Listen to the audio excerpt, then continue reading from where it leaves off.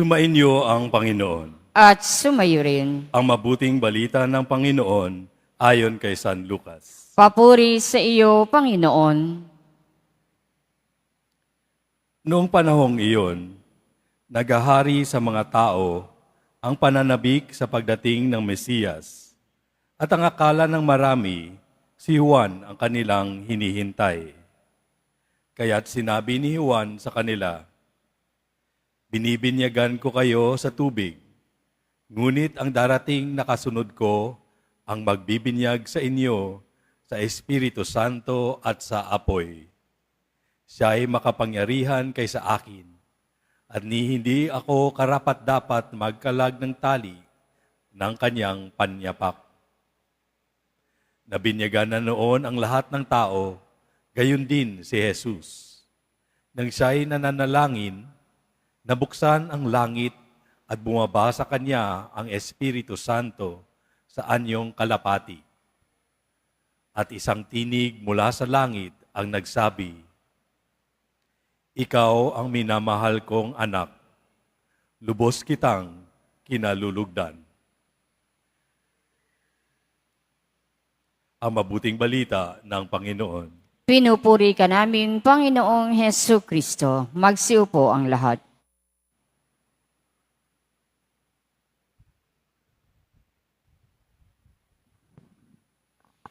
Magandang umaga po sa inyong lahat at maligayang pagdating sa tahanan ng ating mahal na pong Jesus Nazareno.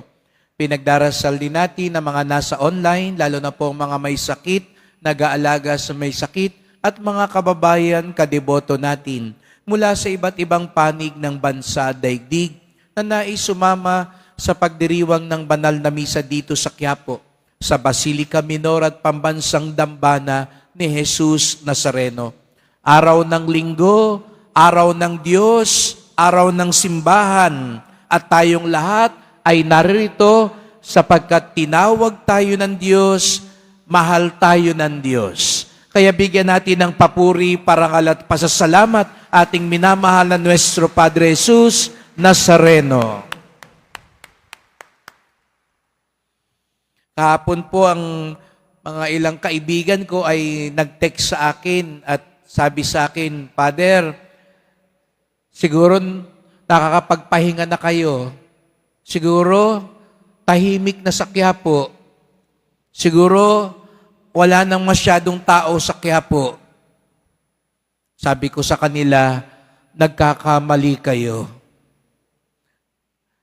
Tapos na ang Pasko, tapos na ang pista, pero naririto pa rin kayo.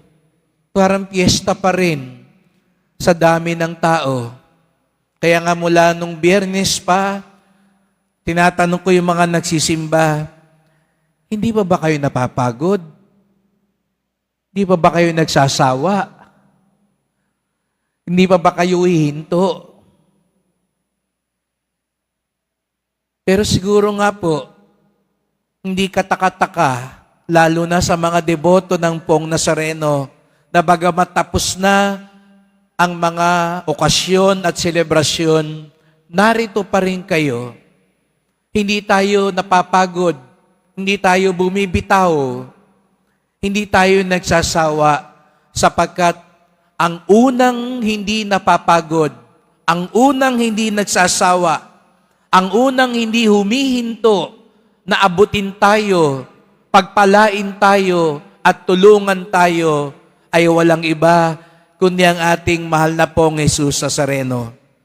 Kaya tayo hindi napapagod dahil siya rin hindi napapagod at nagsasawa sa atin. Bagamat minsan tayo'y naliligaw, lumalayo, lumiliko at lumilihis, patuloy siya, walang sawang umaabot sa atin. Kaya naman, ang pagpunta ngayon ninyo dito, nais nyo ring sabihin sa Kanya, "Salamat po, hindi kayo nagsasawa. Kaya naman kami din, hindi magsasawa sa inyo." Ang hindi nagsasawa at hindi napapagod magdebosyon sa Pong Nazareno, itaas nga ang kamay at pumalakpak ng mas malakas.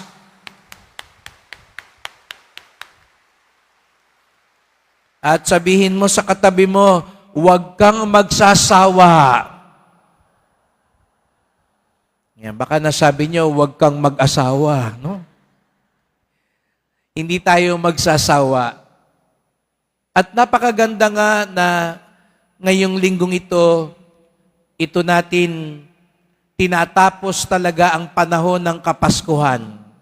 Di po ba, pag ipinanganak, ano yung susunod na okasyon?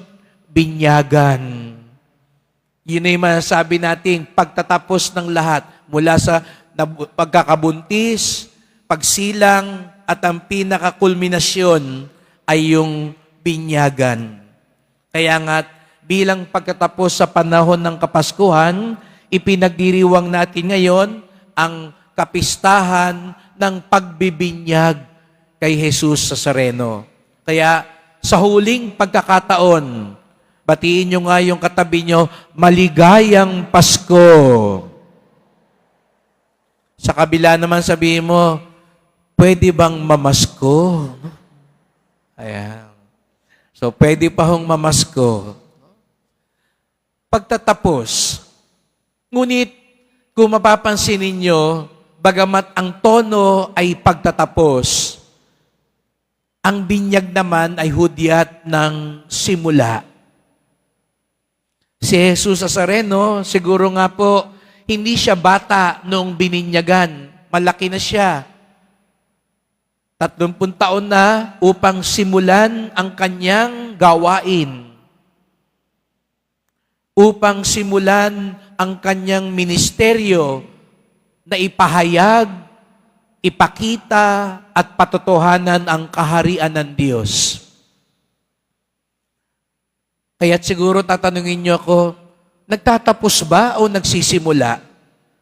Sapagkat mga kapatid sa Diyos, hindi siya nauubusan ng simula. Yun ang mabuting balita sa ating lahat. Ang Diyos hindi nauubusan ng simula.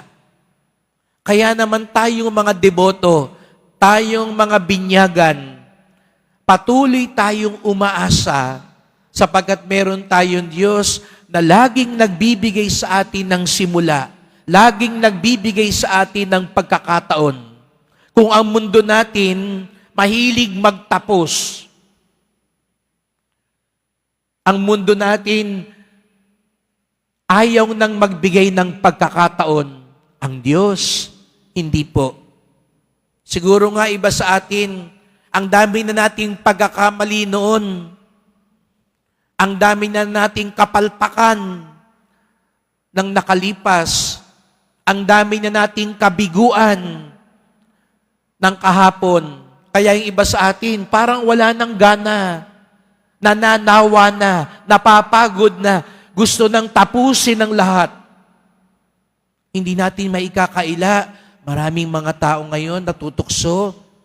Tapusin ko na lang kaya itong buhay ko. Tapusin ko na lang lahat. Nakakalungkot. May iba nga ho, nang dadamay pa. Tapusin ko na lang to. Naghihirap naman kaming mag-anak. May mga krimen ngayong kahindik-hindik.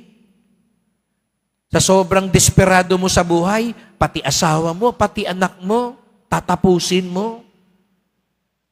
Tapusin na rin kaya natin yung mga ibang tao dyan, mga wala namang silbi, mga kriminal naman, mga masasamang tao, tapusin na lang natin sila. Alam nyo, yun ang tukso sa mundo ngayon, tapusin na lang ang lahat. Dahil hindi na sila naniniwala na mayroon pang bagong simula, mayroon pang pagkakataon. Pero mga kapatid, ang tunay na deboto, hindi nauubusan ng pag-asa. Kaya nga tayo tumatakbo kay Jesus Nazareno. Lagi niyang sinasabi sa atin, pwede pa. May pag-asa pa. Kaya nga ngayong taon na ito, sinisimula natin ang yubileo ng pag-asa. Ang dakilang taon ng yubileo. Kaya nga dito sa Quiapo, sabi natin, ang tahanan ni Jesus Nazareno, bukal ng pag-asa. Ang mga nagpupunta rito, kumakapit sa Kanya. Hindi tayo sa patalim kumakapit. Hindi tayo sa pera kumakapit. Hindi tayo sa politiko kumakapit. Kay Jesus Nazareno tayo kumakapit. Sapagkat siya ang pinagmumulan natin ng pag-asa. Siguro ngayon, kaya ka pinagsimba. Siguro nga napapangiti ka, pero sa loob-loob mo, pagod ka na. Gusto mo nang tapusin ang lahat. Ayaw mo nang magsimula uli. Ayaw mo nang magtiwala uli. Ayaw mo nang magtrabaho muli. Ayaw mo nang magmahal muli. Ayaw mo nang magpatawad muli. Ngunit ngayon sinasabi sa iyo ni Jesus Nazareno, ako ang Diyos ng pag-asa. Ako ang Diyos ng simula. Ako ang Diyos ng pagkakataon. Bumangon ka, katulad ng ginagawa niya. Magpatuloy ka, katulad ng Nazareno. Sapagkat hindi pa huli ang lahat. Hindi pa tapos ang lahat. Sabihin mo nga sa katabi mo, hindi pa tapos ang lahat. Sa kabila naman, sabihin mo, kaya mo yan. Kaya natin sapagkat may awa ang Diyos. Kaya natin sapagkat hindi nagsasawa ang Diyos. At sana tayo rin maging daluyan ng pag-asa.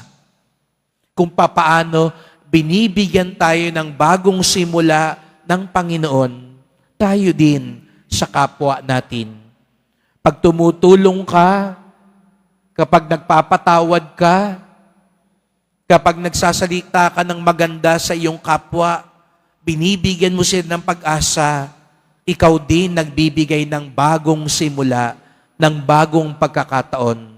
Ikaw din ay nagiging daluyan ng pag-asa ni Jesus Nazareno. Yan ang ibig sabihin ng binyagan. Yan ang ibig sabihin ng anak ng Diyos. Kaya tayo may Pasko. Kaya nagkatawang tao si Jesus Nazareno para tayo maging mga anak ng Diyos. At ang ibig sabihin ng anak ng Diyos, ang tunay nating tahanan ay sa langit. Kaya hindi tayo nauubusan ng pag-asa sapagkat meron tayong buhay na walang hanggan. Hindi tayo magugupi ng kasamaan ng mundo sapagkat alam natin magtatagumpay ang kabutihan ng Diyos.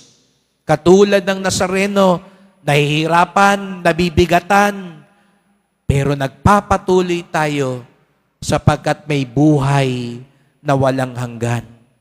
Yan ang ibig sabihin ng mga bininyagan.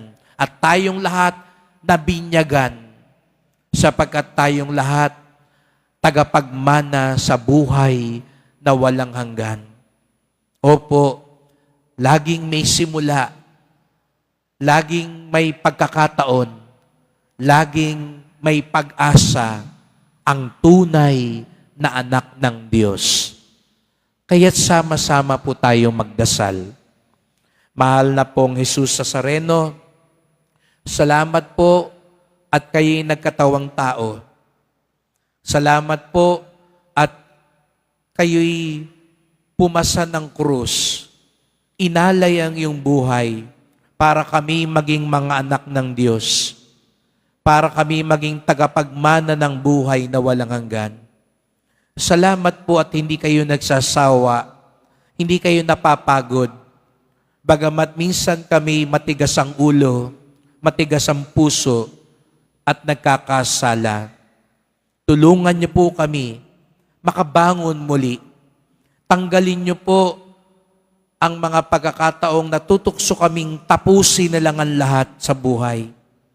Buhayin niyo ang alam ng pag-asa sa aming buhay sapagkat wala kaming ibang kakapitan kung hindi kayo. Wala kaming ibang susundin kung hindi kayo. Mahal na pong Jesus Nazareno, ikaw ang aming pag-asa. Kaawaan niyo po kami. Basbasan niyo po kami. Amen. Amen.